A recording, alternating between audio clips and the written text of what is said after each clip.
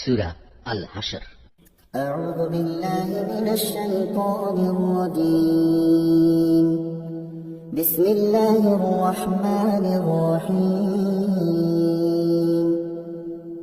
سبح لله ما في السماوات وما في الأرض وهو العزيز الحكيم আসমান সমূহ ও জমিনে যা কিছু আছে তারা সবাই আল্লাহ তাআলার পবিত্রতা ও মাহাত্ম্য ঘোষণা করছে। আল্লাহ তাআলা মহাপরাক্রমশালী ও প্রজ্ঞাময়। هو الذي أخرج الذين كفروا من أهل الكتاب من ديارهم لأول الحشر ما ظننتم أن يخرجوا وظنوا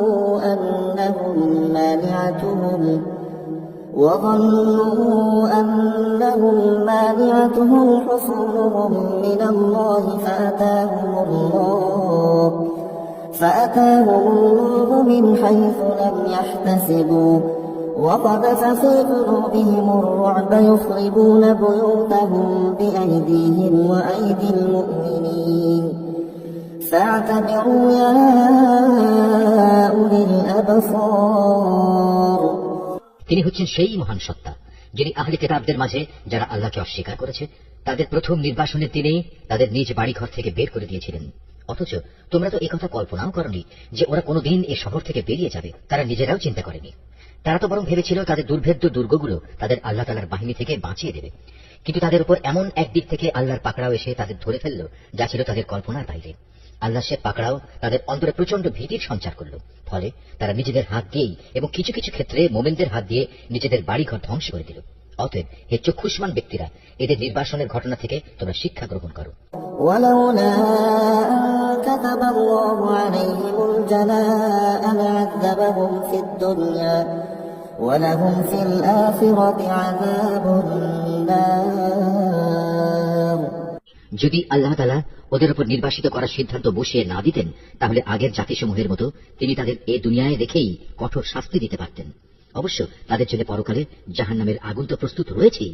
ذلك بأنهم شاقوا الله ورسوله ومن يشاق الله فإن الله شديد العقاب ওটা এজন্যই রাখা হয়েছে যে তারা আল্লাহ তাআলা ও তার রাসূলের সুস্পষ্ট বিরুদ্ধাচরণ করেছিল। আর যে কেউই আল্লাহ বিরোধিতা করে তার জানা উচিত আল্লাহ তাআলা শাস্তি দানের ব্যাপারে অত্যন্ত কঠোর। ما قطعتم من لينة أو تركتموها قائمة على أصولها فبإذن الله وليخزي الفاسقين এ সময় তোমরা যেসব খেজুর গাছ কেটে ফেলেছ এবং যেগুলো না কেটে তার মূলের উপর দাঁড়িয়ে থাকতে দিয়েছ তা অসঙ্গত ছিল না, বরং তা ছিল সম্পূর্ণ আল্লাহ তাআলার অনুমতিক্রমেই। আর আল্লাহ তাআলা অনুমতি এ কারণেই দিয়েছেন যেন তিনি এ দ্বারা নাফরমানদের অপমানিত করতে পারেন। وما أفاء الله على رسوله منهم فما أوجفتم عليه من خير ولا ركاب ولكن الله يسلط رسله على من يشاء والله على كل شيء قدير এই ঘটনার ফলে আল্লাহ তাআলা যেসব ধন সম্পদ তাদের কাছ থেকে নিয়ে তার রাসূলকে দিয়েছেন তা ছিল তাঁরই একান্ত অনুগ্রহ। তোমরা তো এগুলো পাওয়ার জন্য কোনো ঘোড়ায় কিংবা উষ্ট্রে আরোহণ করে যুদ্ধ করনি। আসলে আল্লাহ তাআলা যার উপরই চান তার উপরই তার রাসূলকে কর্তৃত্ব প্রদান করে থাকেন। আর আল্লাহ তাআলা সর্ববিষয়ের উপরই শক্তিমান। মা আল্লাহু আলা রাসূলিহি মিন আহলিল কুরা فلله وللرسول ولذي القربى واليتامى والمساكين وابن السبيل كي لا يكون دولة بين الأغنياء منكم وما آتاكم الرسول فخذوه وما نهاكم عنه فانتهوا واتقوا الله إن الله شديد العقاب আল্লাহ তাআলা ধন সম্পদের যা কিছু সেই জনপদের মানুষদের কাছ থেকে নিয়ে তার রাসূলকে দিয়েছেন তা হচ্ছে আল্লাহর জন্য, রসুলের জন্য, রসুলের আত্মীয় স্বজন, এতিম মিসকিন ও পথচারীদের জন্য। সম্পদ তোমরা এমন ভাবে বন্টন করবে যেন তা কেবল তোমাদের সমাজের বিত্তশালী লোকদের মাঝেই আবর্তিত না হয়। এবং আল্লাহর রসুল তোমাদের যা কিছু অনুমতি দেয় তা তোমরা গ্রহণ করো, এবং সে যা কিছু নিষেধ করে তা থেকে বিরত থাকো। আল্লাহ তাআলা কি ভয় করো?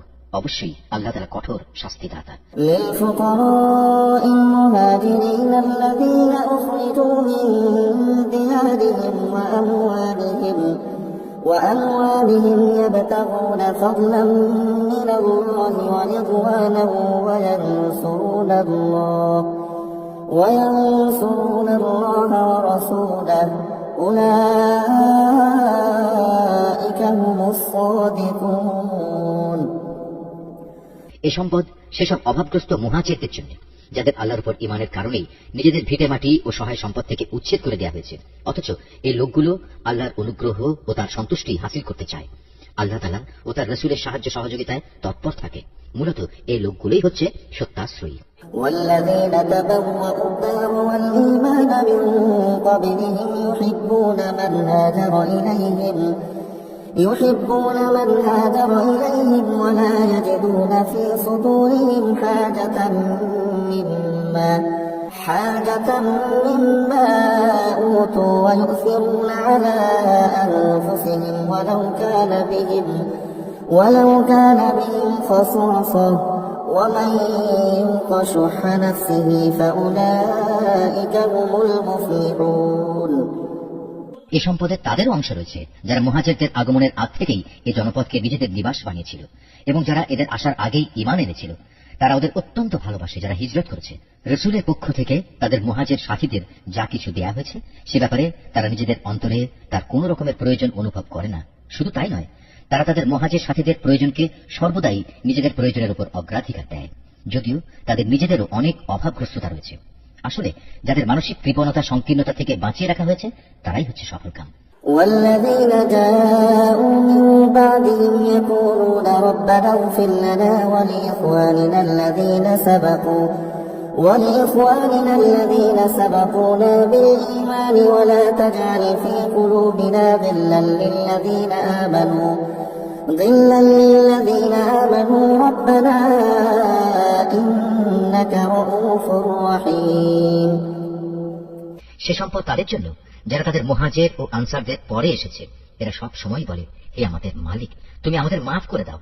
আমাদের আগে আমাদের যে ভাইয়েরা ঈমান এনেছে তুমি তাদেরও মাফ করে দাও, এবং আমাদের মধ্যে যারা ঈমান এনেছে তাদের ব্যাপারে আমাদের মনে কোনো রকম হিংসা বিদ্বেষ রেখো না। হে আমাদের মালিক, তুমি অনেক মেহেরবান ও পরম দয়ালু। ألم تر إلى الذين نافقوا يقولون لإخوانهم الذين كفروا من أهل الكتاب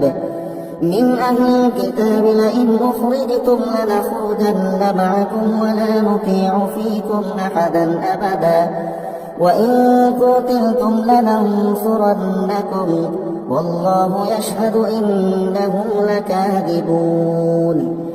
হে রাসূল, তুমি কি সেসব মুনাফিকদের আচরণ লক্ষ্য করনি যারা তাদের কাফের আহলে কিতাব ভাইদের বলে, যদি তোমাদের কখনো এই জনপদ থেকে বের করে দেওয়া হয় তবে আমরাও তোমাদের সাথে একাত্মতা দেখিয়ে এখান থেকে বেরিয়ে যাব, এবং তোমাদের স্বার্থের বেলায় আমরা কখনো অন্য কারো আনুগত্য করব না। আর তোমাদের সাথে যদি যুদ্ধ বাদিয়ে দেওয়া হয় তাহলে আমরা অবশ্যই তোমাদের সাহায্য করব। কিন্তু আল্লাহ তাআলা নিজেই সাক্ষ্য দিচ্ছেন, এরা নিঃসন্দেহে কপট মিথ্যাবাদী। لئن أخرجوا لا يخرجون معهم ولئن قتلوا لا ينصرونهم ولئن نصروهم ليولن الأدبار ثم لا ينصرون।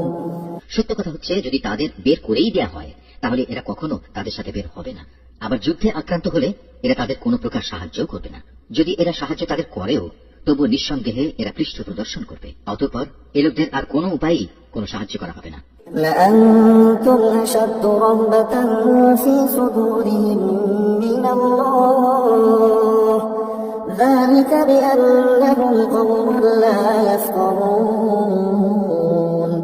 আসলে এদের অন্তরে আল্লাহ চাইতে তোমাদের ভয় বেশি বড় হয়ে বসে আছে। এর কারণ হচ্ছে এরা এমন একটি জাতি যারা আসল কথাই বুঝতে পারে না।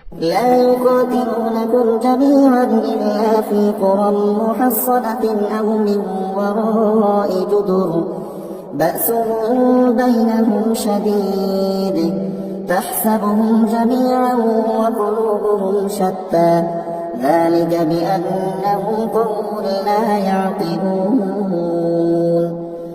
এরা কখনো ঐক্যবদ্ধ হয়েও তোমাদের সাথে লড়াই করতে আসবে না।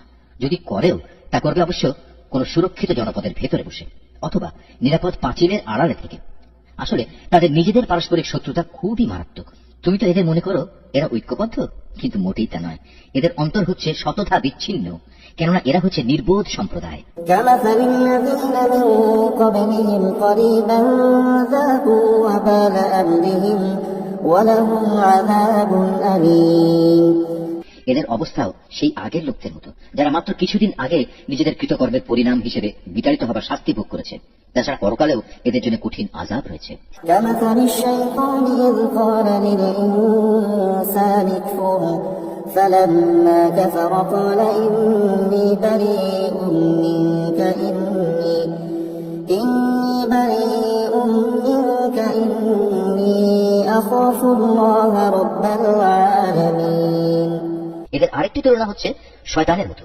শয়তান এসে যখন মানুষদের বলে প্রথমে আল্লাহকে অস্বীকার করো, অতঃপর সত্যি যখন সে আল্লাহকে অস্বীকার করে তখন মুহূর্তেই সে বোল পাল্টে ফেলে এবং বলে আমার সাথে তোমার কোনো সম্পর্ক নেই, আমি নিজেও সৃষ্টি লোকের মালিক আল্লাহ তাআলাকে ভয় করি। فكان عاقبتهما أنهما في النار خالدين فيها وذلك جزاء الظالمين অতঃপর শয়তান ও তার অনুসারী এই দুজনের পরিণাম হবে জাহান্নাম, সেখানে তারা চিরদিন থাকবে, আর এটাই হচ্ছে জালেমদের শাস্তি। يا أيها الذين آمنوا اتقوا الله ولتنظر نفس ما قدمت لغد واتقوا الله إن الله خبير بما تعملون হে মানুষ, তোমরা যারা ঈমান এনেছো আল্লাহ তাআলাকে ভয় করো। তোমাদের প্রত্যেকেরই উচিত ভালো করে লক্ষ্য করা যে আগামীকাল আল্লাহর সামনে পেশ করার জন্য সে কি আমলনামা পেশ করতে যাচ্ছে। তোমরা আল্লাহকে ভয় করতে থাকো, অবশ্যই তোমরা যা কিছু করছো আল্লাহ তাআলা তার পূর্ণাঙ্গ খবর রাখেন। ولا تكونوا كالذين نسوا الله فأنساهم أنفسهم أولئك هم الفاسقون তোমরা তাদের মতো হলো না যারা দুনিয়ার ফাঁদে পড়ে আল্লাহকে ভুলে গেছে এবং এর ফলে আল্লাহ তাআলাও তাদের নিজ নিজ অবস্থা ভুলিয়ে দিয়েছেন। আসলে এরা হচ্ছে আল্লাহর নাফরমান। لا يستوي أصحاب النار وأصحاب الجنة أصحاب الجنة هم الفائزون জাহান্নামের অধিবাসী ও জান্নাতের অধিবাসীরা কখনো এক হতে পারে না। জান্নাতবাসীরা অবশ্যই সফলকাম। لو أنزلنا هذا القرآن على جبل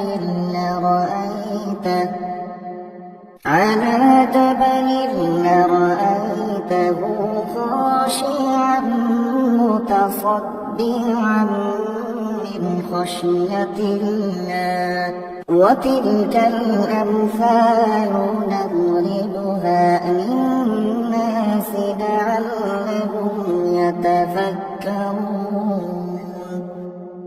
আমি যদি এ কোরআন কোনো পাহাড়ের উপর নাজিল করতাম তাহলে তুমি অবশ্যই তাকে দেখতে কিভাবে তা বিনীত হয়ে আল্লাহর ভয়ে বিদীর্ণ হয়ে পড়ে। আমি এসব উদাহরণ মানুষের জন্য এ কারণেই বর্ণনা করছি যেন তারা কোরআনের মর্যাদা সম্পর্কে চিন্তা ভাবনা করতে পারে। هو الله الذي لا إله إلا هو عالم الغيب والشهادة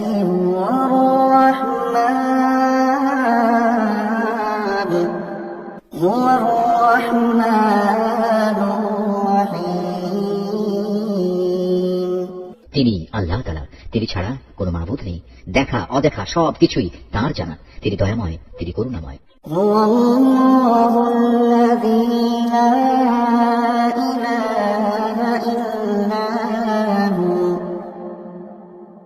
الملك القدوس السلام المؤمن المهيمن العزيز الجبار المتكبر سبحان الله عما يشركون তিনিই আল্লাহ তাআলা, তিনি ছাড়া কোনো মাবুদ নেই। তিনি রাজাধিরাজ, তিনি পূত পবিত্র, তিনি শান্তিদাতা, তিনি বিধায়ক, তিনি রক্ষক, তিনি পরাক্রমশালী, তিনি প্রবল, তিনি মহাত্মের একক অধিকারী। তারা যেসব ব্যাপারে আল্লাহর সাথে শিরক করছে, আল্লাহ তাআলা সে সব কিছু থেকে অনেক পবিত্র। هو الله الخالق البارئ المصور له الأسماء الحسنى يسبح له ما في السماوات والأرض وهو العزيز الحكيم তিনি আল্লাহ তাআলা, তিনি সৃষ্টিকর্তা, তিনি সৃষ্টির উদ্ভাবক, সব কিছুর রূপকার তিনি। তার জন্য নিবেদিত সকল উত্তম নাম। আকাশমণ্ডলী ও পৃথিবীতে যেখানে যা কিছু আছে তার সবকিছু তাঁরই পবিত্রতা ও মহিমা ঘোষণা করছে। তিনি পরাক্রমশালী, তিনি প্রবল প্রজ্ঞা। سبح لله ما في السماوات وما في الأرض وهو العزيز الحكيم هو الذي أخرج الذين كفروا من أهل الكتاب من ديارهم لأول الحشر ما ظننتم أن يخرجوا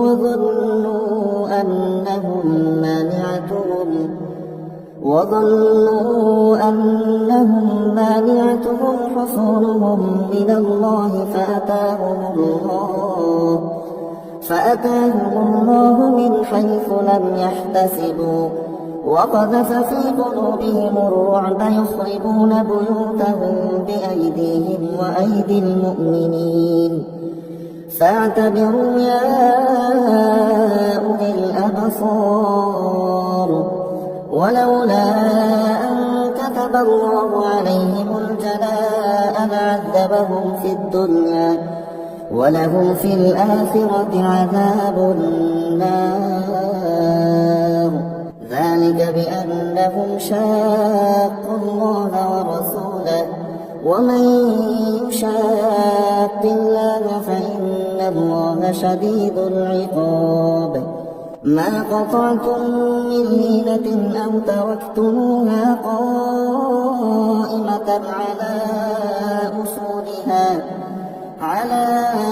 أصولها فبإذن الله وليخزي الفاسقين وما أفاء الله على رسوله منهم فما أوجفتم عليه من خيل ولا ركاب ولكن الله يسلط رسله على من يشاء والله على كل شيء قدير ما أفاء الله على رسوله من أهل القرى فلله وللرسول ولذي القربى واليتامى والمساكين وابن السبيل كي لا يكون دولة بين الأغنياء منكم وما آتاكم الرسول فخذوه وما نهاكم عنه فانتهوا واتقوا الله إن الله شديد العقاب للفقراء المهاجرين الذين أخرجوا من ديارهم وأموالهم يبتغون فضلا من الله ورضوانه وينصرون الله ورسوله أولئك هم الصادقون والذين تبوأوا الدار والإيمان من قبلهم يحبون من هاجر إليهم ولا يجدون في صدورهم حاجة مما أوتوا ويؤثرون على أنفسهم ولو كان بهم خصاصة ومن يوق شح نفسه فأولئك هم المفلحون والذين جاءوا من بعدهم يقولون ربنا اغفر لنا ولإخواننا الذين سبقونا بالإيمان ولا تجعل في قلوبنا غلا للذين آمنوا ربنا إنك رؤوف رحيم. ألم تر إلى الذين نافقوا يقولون لإخوانهم الذين كفروا من أهل الكتاب لئن أخرجتم لنخرجن معكم ولا نطيع فيكم أحدا أبدا وإن قتلتم لننصرنكم والله يشهد إنهم لكاذبون.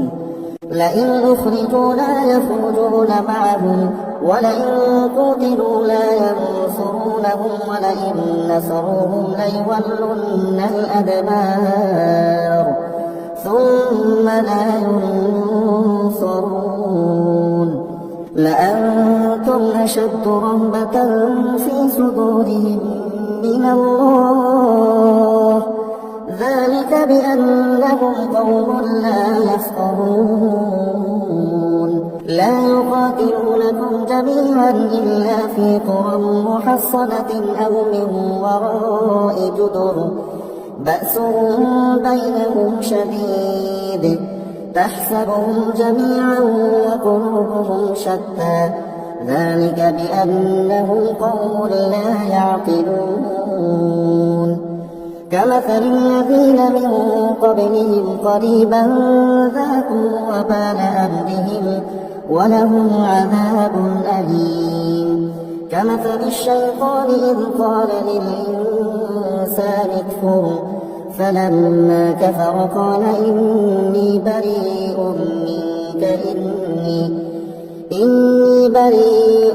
منك إني أخاف الله رب العالمين. فكان عاقبتهما أنهما في النار خالدين فيها وذلك جزاء الظالمين. يا أيها الذين آمنوا اتقوا الله ولتنظر نفس ما قدمت لغد واتقوا الله إن الله خبير بما تعملون. ولا تكونوا كالذين نسوا الله فأنساهم أنفسهم أولئك هم الفاسقون. لا يستوي أصحاب النار وأصحاب الجنة هم الفائزون. لو أنزلنا هذا القرآن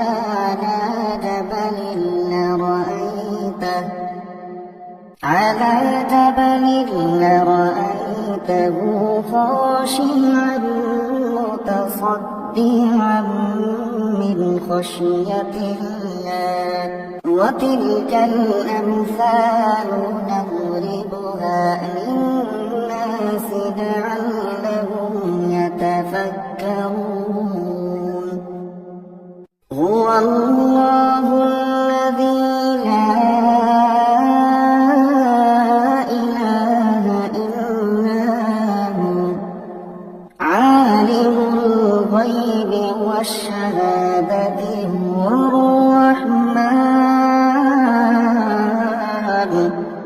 هو الرحمن الرحيم. هو الله الذي لا إله إلا هو